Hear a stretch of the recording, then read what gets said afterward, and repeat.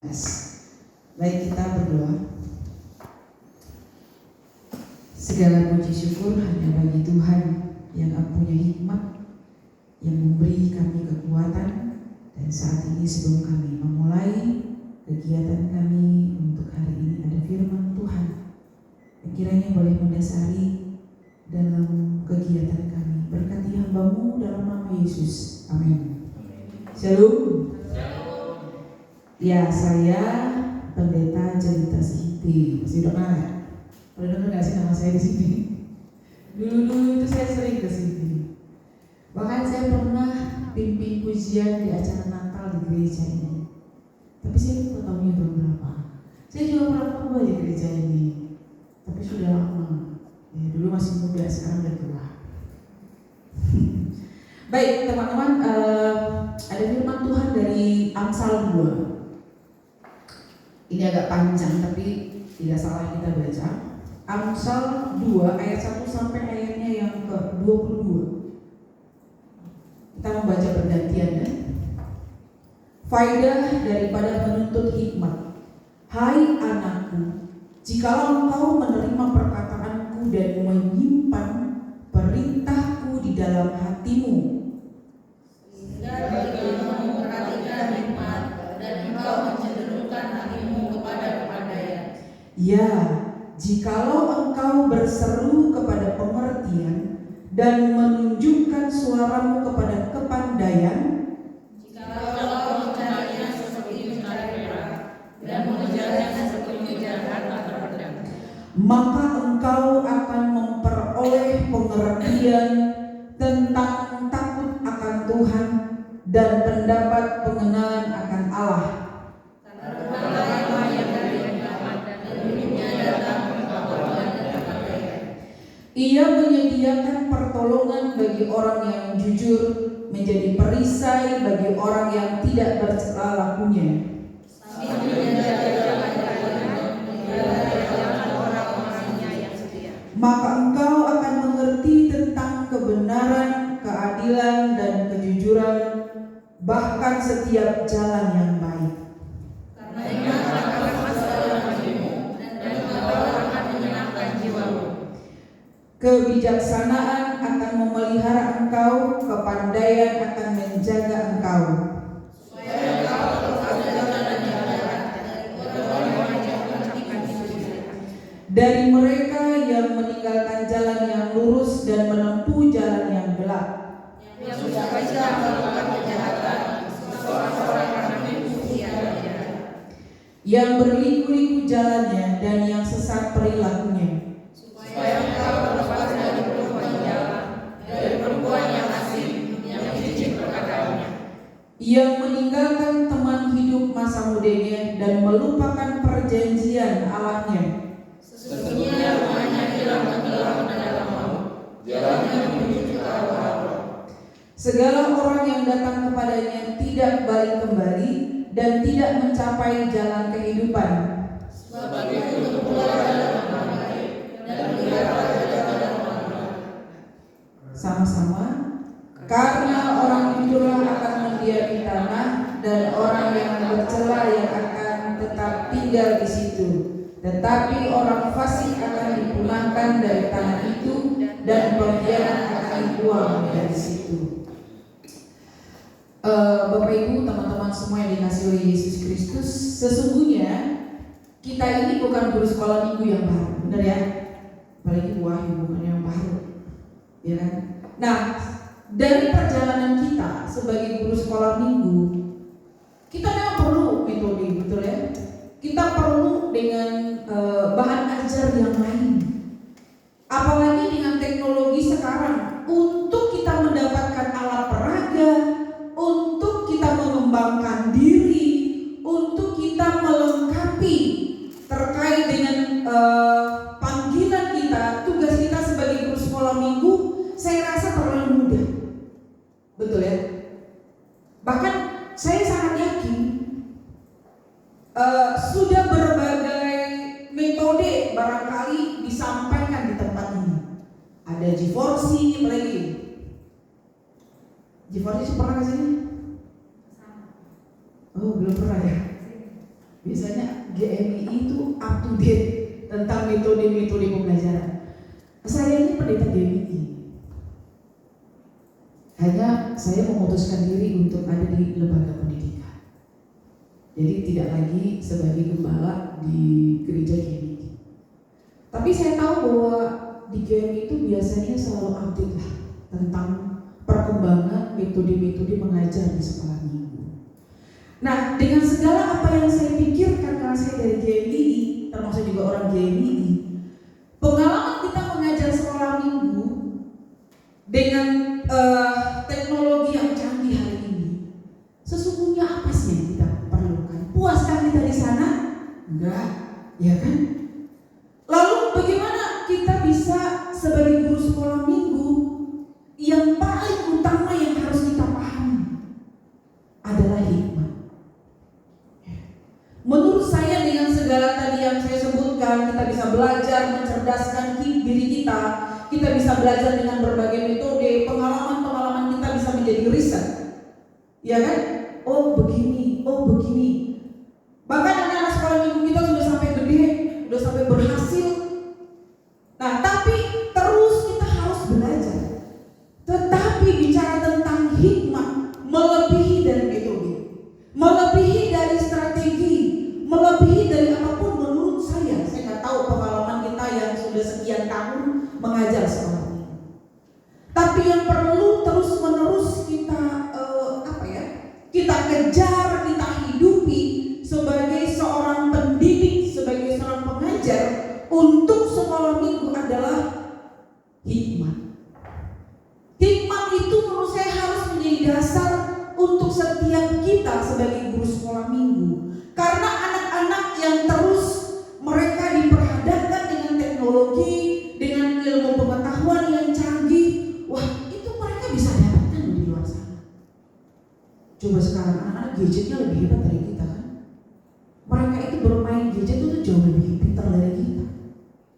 Nah tetapi kalau guru sekolah minggu memiliki hikmat Tuhan, dikatakan di situ ayat yang pertama, jikalau engkau menerima perkataanku dan menyimpan perintahku di dalam hatimu.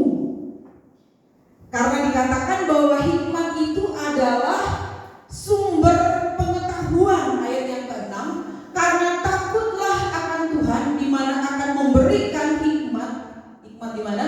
Hikmat di dalam mulut kita, memberikan kita kepandaian. Nah, kepandaian itu kalau datangnya dari Tuhan, teman-teman, mau itu usia batita kah? Ya kan? Mau usia kelas tengah, kelas kecil, sampai kelas besar, kita itu pasti akan mengerti bagaimana untuk kita menyiapkan bahan ajar untuk anak-anak sekolah minggu kita. Shalom Pak Ratu. Ya, ini senior saya, pembina saya, dosen saya, pokoknya semua. Pasti kaget tadi. Wah, ada Pak Ratu. Ini kan saya anak muridnya.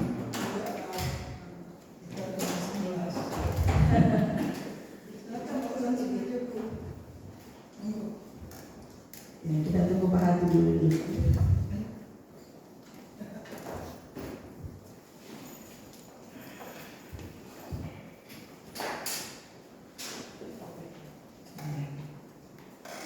Saya jadi gak enak nih berdiri di sini ada Pak Ratu. Kayaknya mesti duduk.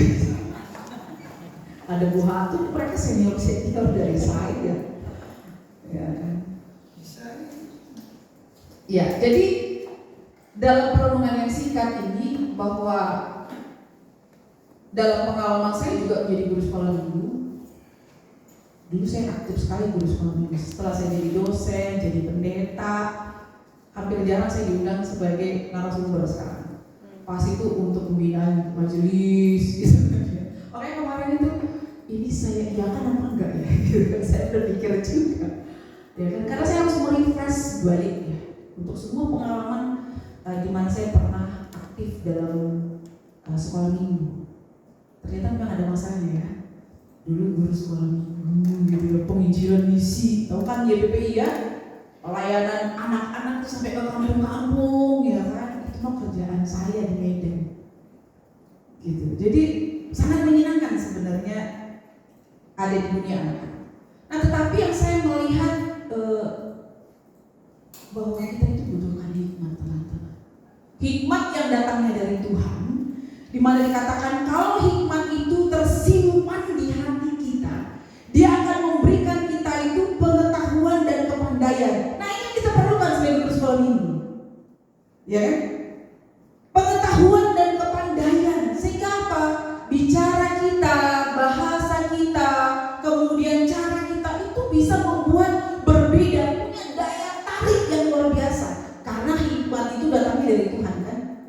Jadi maksudnya gini, kita menyampaikan cerita itu sederhana. Tapi kenapa anak-anak sekolah minggu itu bisa merasakan sesuatu yang luar biasa? Karena kita tidak bisa mengandalkan ini ya, kognitif kita, teman-teman.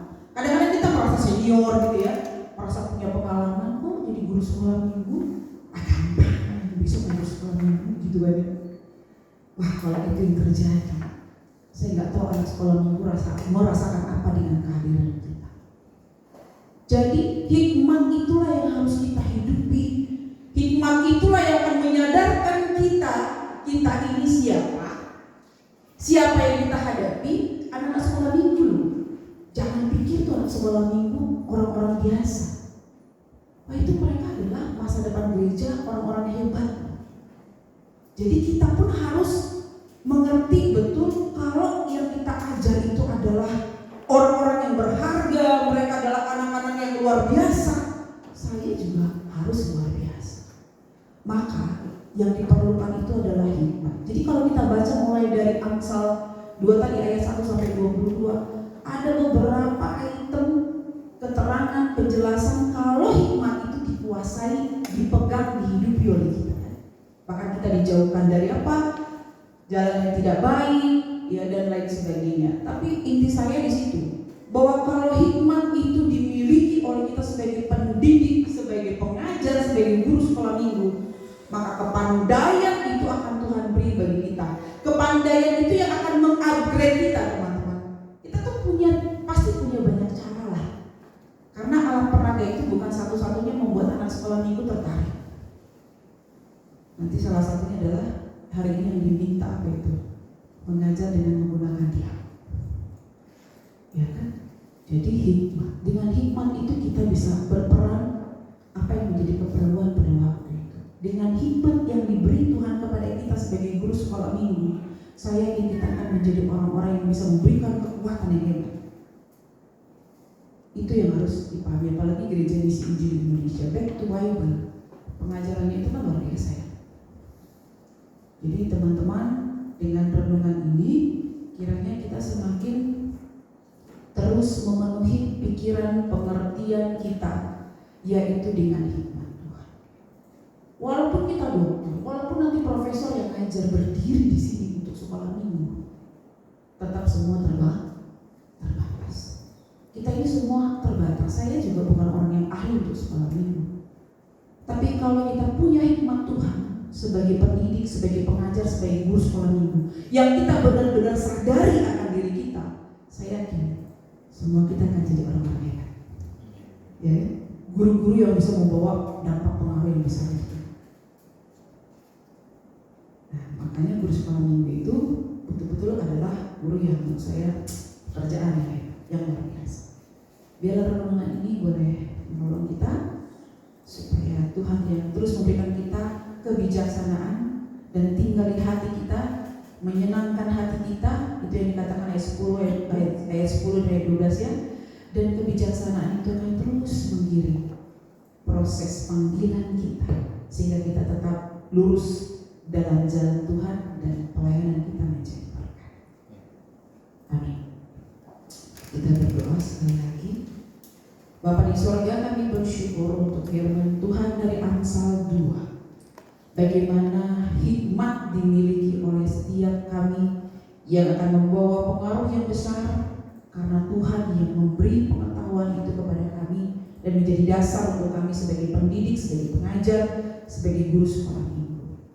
Karena di sana ada kepandaian, ada kepintaran, ada hikmat kebijaksanaan yang Tuhan beri bagi kami menghadapi semua usia, yang ada di sekolah minggu.